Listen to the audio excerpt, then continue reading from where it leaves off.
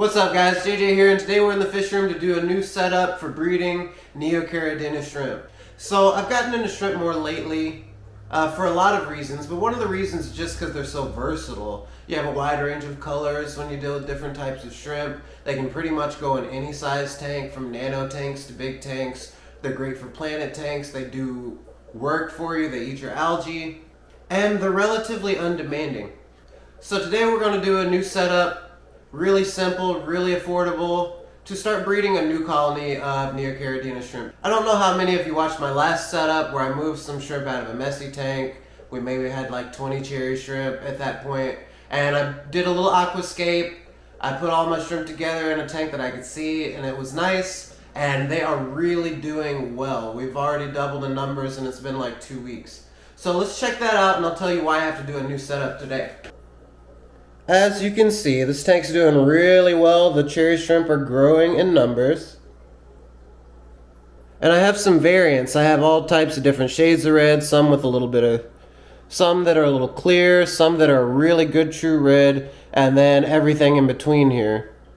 But what I want to get out today are any of my darker shrimp. Like that guy right there. I've got some black shrimp in here, and even one that's got a hint of blue. And I want to start a new colony of just the dark shrimp so we can get more true reds out of this one and get a batch that's really nice of like a black neocaridina in the other tank.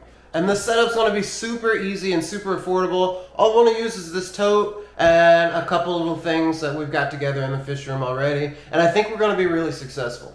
As you can see, pretty simple. We've got a 14 or 15 gallon tote here. Plenty of room. I won't even be filling it all the way up. We'll probably fill it about halfway. And we've just got a couple things to put in it. So let's get it together. So a couple things that you see in just about any breeding tank for any type of organism, whether it's fish or shrimp or whatever, is we're going to get some of this Java moss out of this tank. And put a little Java moss in there. And I'm going to get a little hornwort out of this tank as well. I don't need a whole lot. I'm not starting with a whole bunch of fish. And that will grow with the population of the shrimp. I'm also going to throw in just a single Indian almond leaf. I don't want the water to turn super brown, but there are some beneficial reasons for having that in there. So I want at least one. So we've got our hornwort, a little bit of Java moss, and a katapu leaf or Indian almond leaf in the tank. And now I'm just going to add a little bit of water. I'm not filling it up, but I've got a bucket of room temperature water here. And I want to add an inch or two. And the reason I have this bin on the ground is because to get these dark shrimp out of here, I'm just going to siphon them straight down. I've tried to catch them with a net. I found the best way is to just suck them out, you know? So I'm just going to grab my siphon hose, get one end down into our new tank, and get it going. Okay, there's one. Can I get it? Yep. I only found a couple of the first try, so I went ahead and fed the tank, and now I'm looking for more. Okay, looks like we've got another dark one back there. We've got this kind of chocolatey red one right here, so we'll go back and get a couple more out. So there we go. I think I got everybody. I've got 1, 2, 3, 4, 5 dark shrimp, and I accidentally slurped a couple of cherry shrimp out too, the red ones. So we're gonna get those. Come here.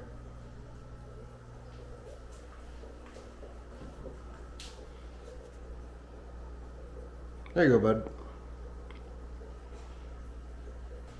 And our plants serve a couple of purposes here.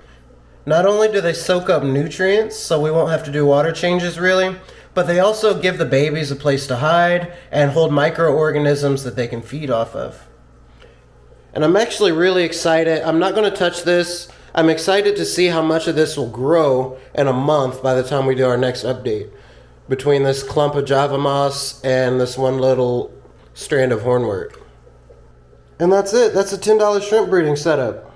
So I probably won't change the water in this tote for a month, and I guarantee we're going to have a lot more dark colored shrimp and maybe some more variations. So don't forget to subscribe for the next update, and I'll see you in the next one.